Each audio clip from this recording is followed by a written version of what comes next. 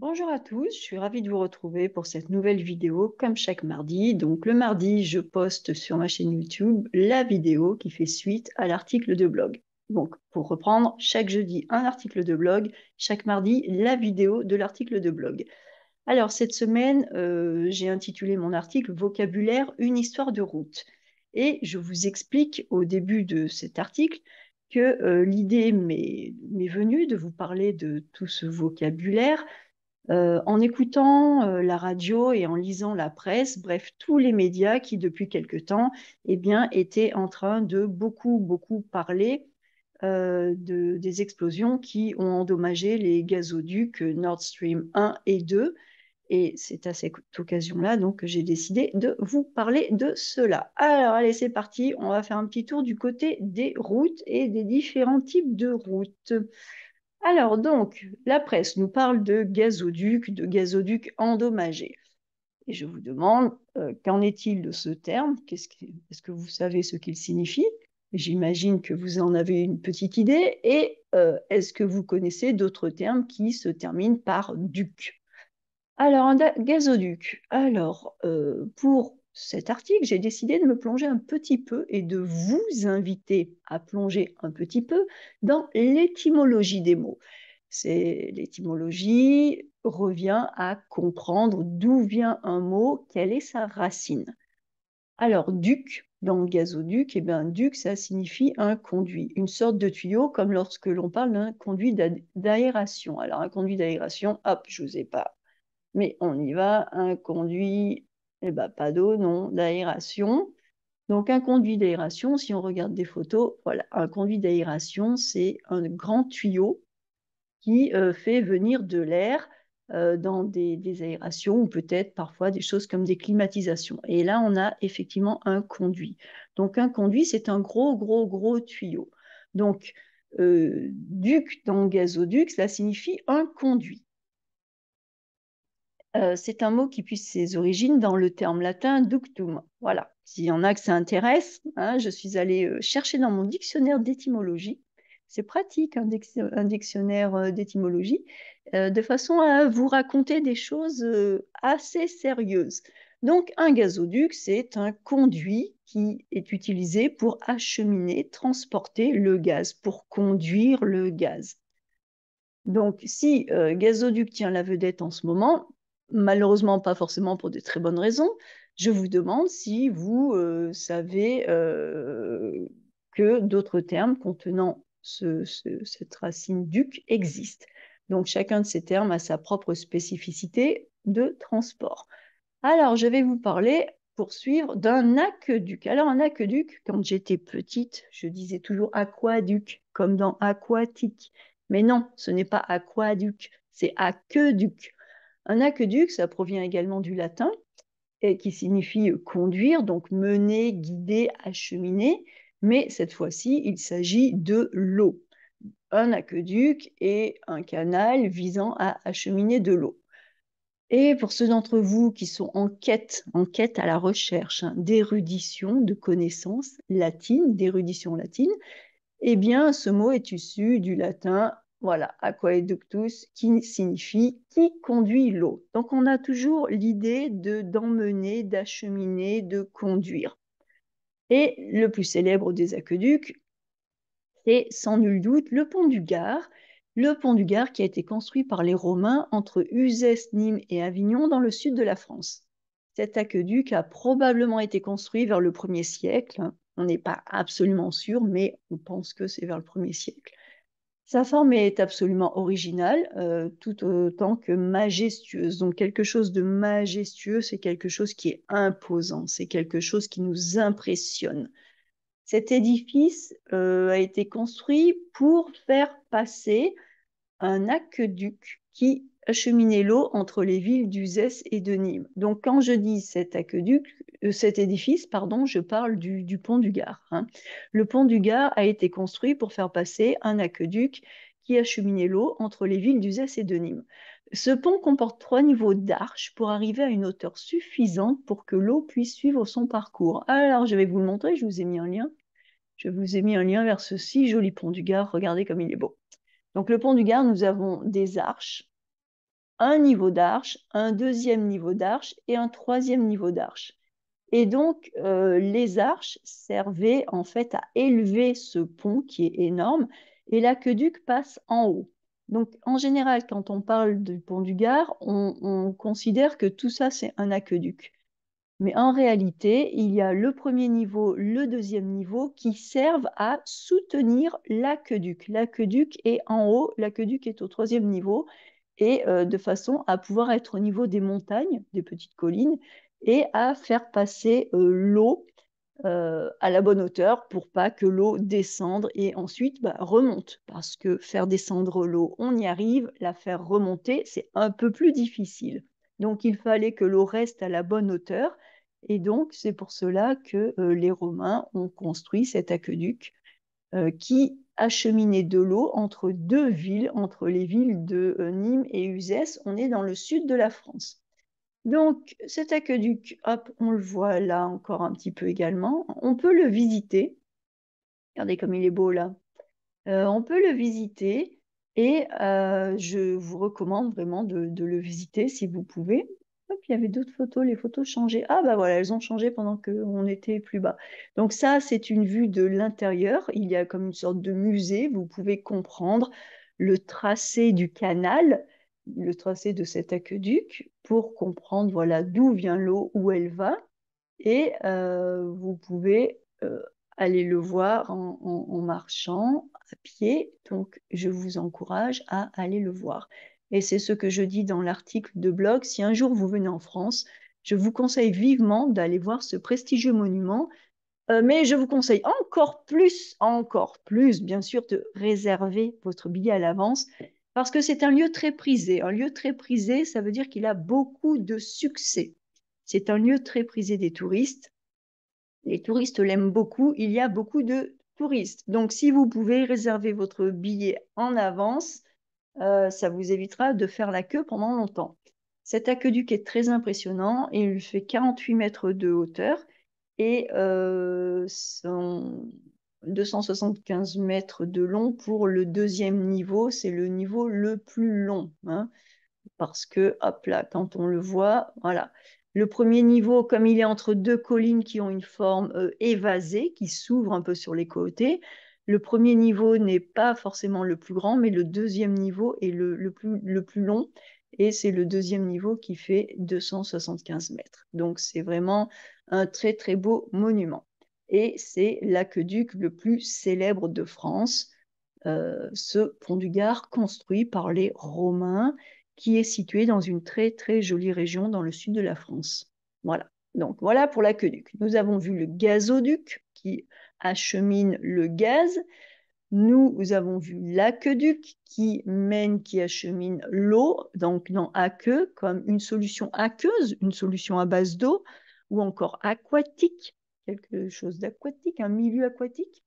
Et nous arrivons au viaduc. Alors, maintenant que nous sommes capables de faire circuler l'eau grâce à l'aqueduc, le gaz grâce au gazoduc, eh bien, comment est-ce qu'on fait circuler les trains et les voitures? Eh bien, tout ce petit monde a lui aussi sa voie de circulation. Donc, j'ai dit attention, une voie de circulation V-O-I-E et pas une voie V-O-I-X. La voie, c'est ce qui me sert à parler, V-O-I-X. La voie de circulation VOIE, c'est un chemin, c'est ce qui me sert à me déplacer. Donc cette voie VOIE s'appelle un viaduc. Vous voyez un peu la connexion? Une voie VOIE s'appelle un viaduc. On voit, il y a une racine un petit peu commune. Enfin, il y a une racine commune. Donc, puisque aujourd'hui j'en suis justement à vous donner les racines latines des mots français, eh bien, quelle surprise! En plongeant dans mon dictionnaire d'étymologie, eh j'ai eu une vraie surprise. Parce que, effectivement, viaduc, ça vient bien du latin via, qui signifie voie, V-O-I-E, donc chemin, et ductus, qui signifie action de conduire. Donc viaduc, c'est le chemin pour aller d'un point A à un point B, pour conduire les trains, pour conduire les voitures. Bon, à l'époque, ce n'était pas des trains. Quand les Romains ont créé ce mot, il n'y avait pas encore de train, hein, pas trop d'anachronisme.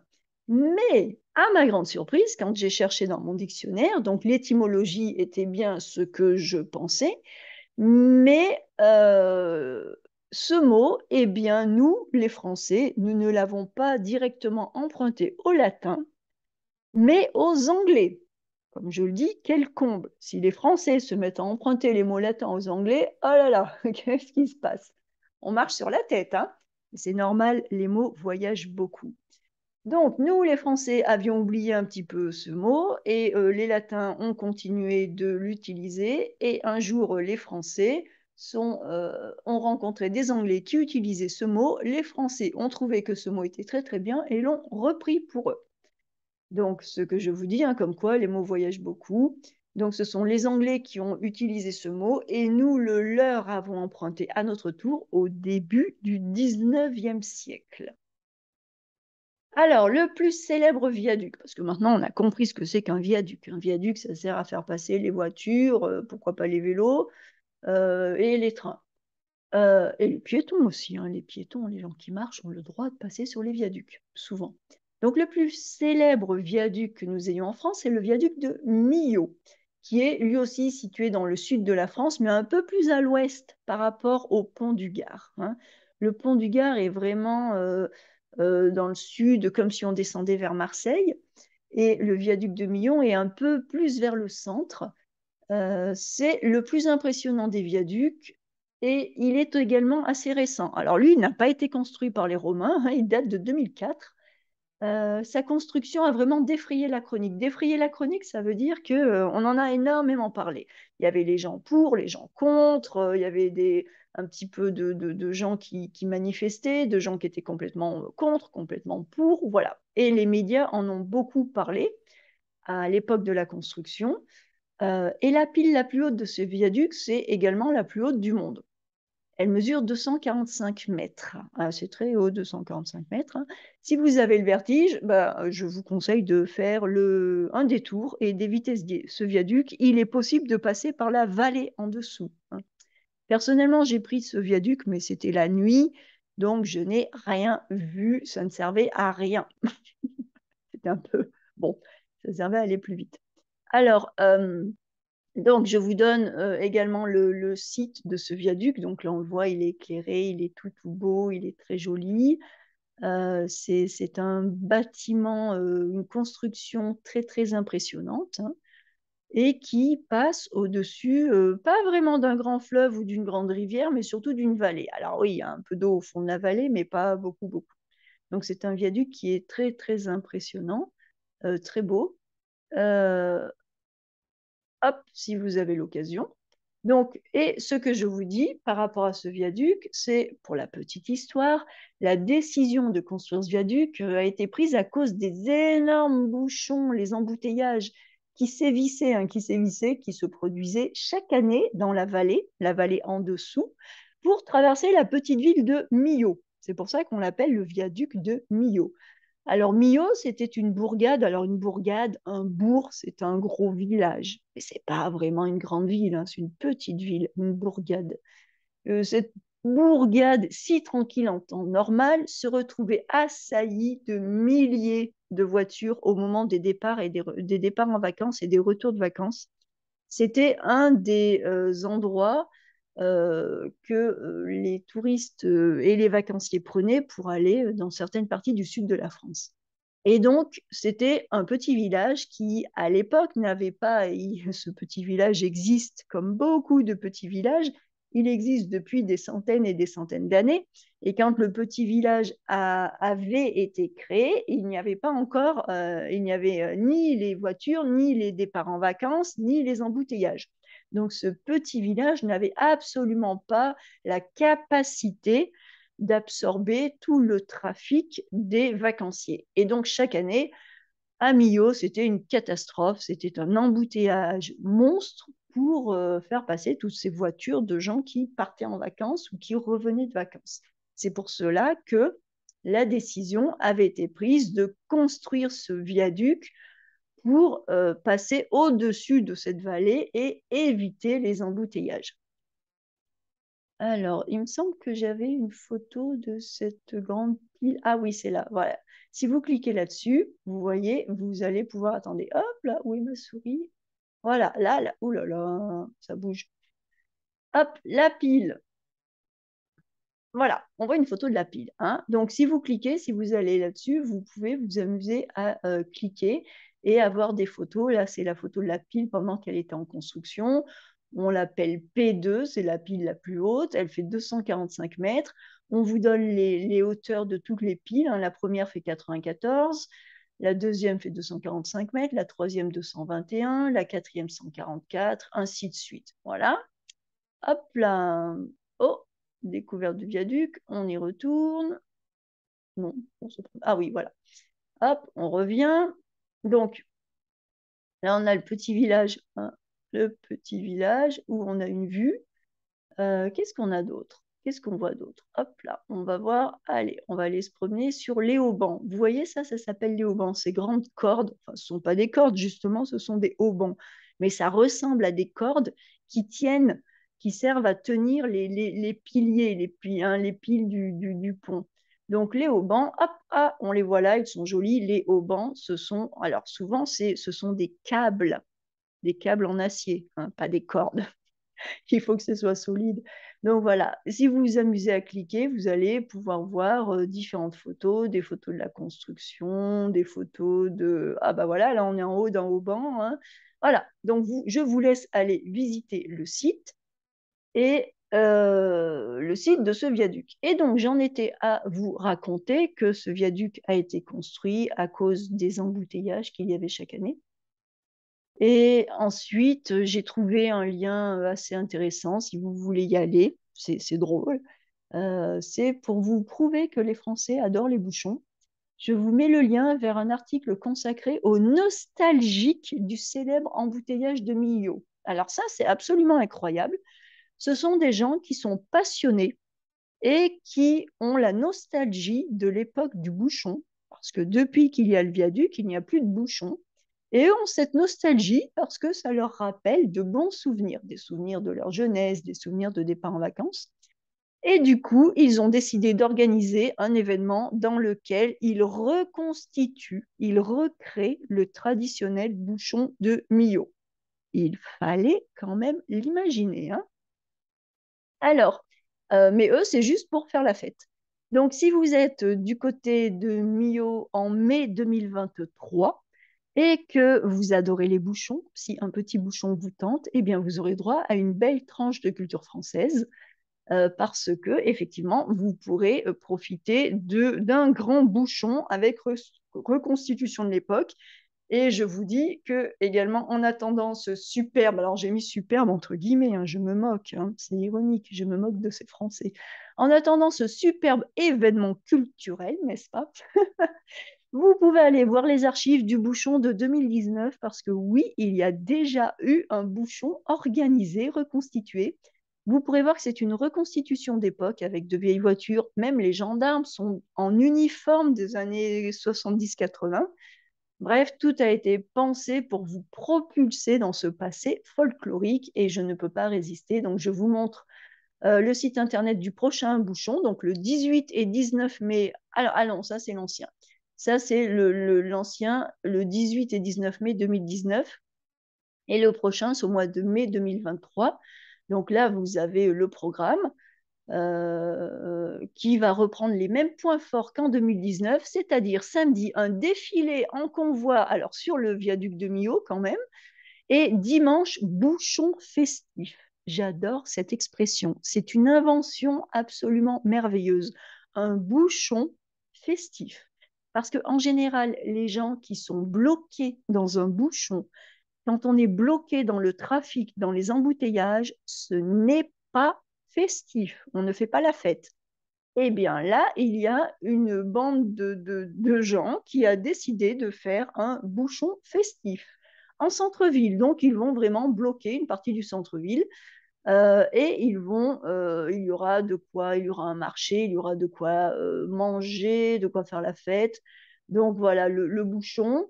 Il y aura un marché de producteurs pendant le bouchon, puisque de toute façon, pendant un bouchon, on est bloqué. Il y aura le marché de producteurs. Là, on voit par exemple un gendarme en uniforme des années, oui, des années 80. Et puis là, je suis allée voir donc les photos, les archives du premier bouchon de 2019. Et c'est absolument fantastique à regarder. Les beaux gendarmes, hein, avec la vieille voiture de police, mais ils sont arrivés à trouver des choses, c'est absolument incroyable. Donc, pour recréer ce bouchon, il y a tous ces passionnés qui viennent et qui ont d'anciennes voitures. Donc, ça vaut le coup d'œil. Regardez ces vieilles voitures. Bon, alors là, apparemment, ils n'ont pas eu de chance. Il ne faisait pas beau temps. Mais quand même, ouais, sous la pluie. Alors ça, c'est fantastique. Cette espèce de petite moto. C'est un Solex. Mais dans les années 60, mes parents avaient des Solex. Le Solex, c'est l'ancêtre de la mobilette. Et en fait, le moteur est à l'avant et il peut se relever ou il peut se poser sur la roue et ça fait avancer. Donc, on ne va pas très vite, hein. Il y a des sacoches à l'arrière, donc on peut aller faire son marché en Solex. Donc, ils ont même retrouvé des Solex, voilà, donc des vieilles voitures, un vieux camion tout rouillé qui est absolument fantastique. Je ne sais pas s'il roule.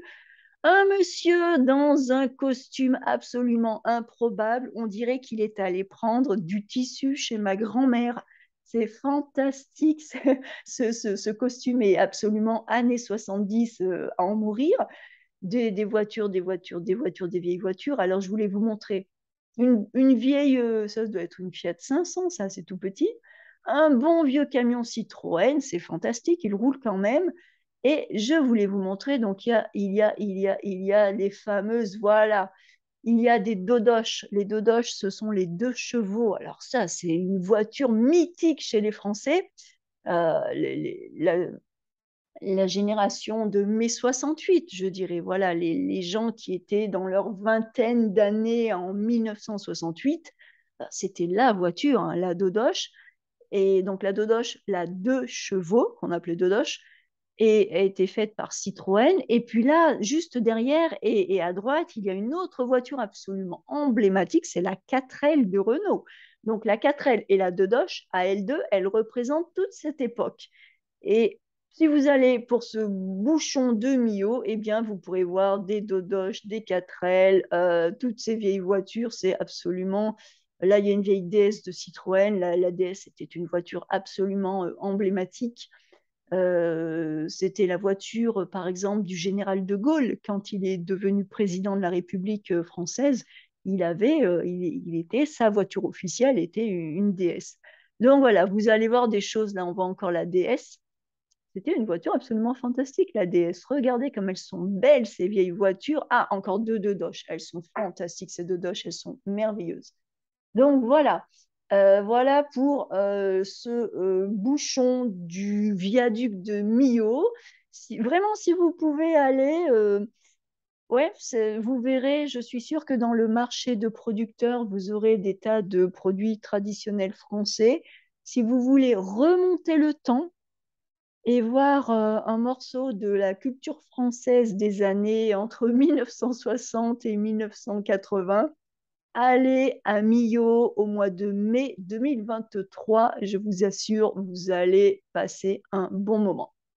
Donc voilà pour les viaducs. Ça, c'était pour les viaducs. Et ben maintenant, il nous en reste un petit, hein. Il nous reste l'oléoduc, un oléoduc. Alors, oléoduc, voilà, comme je vous dis, on a presque terminé notre petit tour. Il nous reste l'oléoduc. Alors, un oléoduc, pas facile à prononcer, hein. Un oléoduc, c'est réservé à l'acheminement du pétrole. Voilà. Bah, qu'est-ce qu'il y a d'autre à dire? Bof, il n'y a pas d'oléoduc romain, il n'y a pas d'oléoduc avec des vues magnifiques, on n'organise pas de bouchons sur les oléoducs, on ne va pas les voir, on ne les visite pas, bref, ils sont purement utilitaires, comme leurs cousins les gazoducs, donc ce n'est pas très très intéressant, donc je n'en parle pas très très longtemps, je vous donne juste le mot. Et donc, eh bien, nous voici arrivés au terme de ce petit périple linguistique et j'espère que vous venez de faire de très bons progrès en vocabulaire, mais aussi en étymologie latine, en culture, en histoire, géographie française, bref, tout. J'espère que vous avez passé un bon moment. que vous avez appris des choses qui vous sont utiles. Et sur ce, eh bien moi, je vous souhaite une très bonne semaine et je vous retrouve dans pas très longtemps, puisque je vous retrouve dans une semaine. Prenez soin de vous et surtout, eh bien, oups là, qu'est-ce que j'ai fait? Je ne sais pas. Allez vous amuser, profitez des bouchons, des dodoches et de toutes ces choses absolument fantastiques. Et apprenez bien le français. Faites-vous plaisir. Bonne semaine.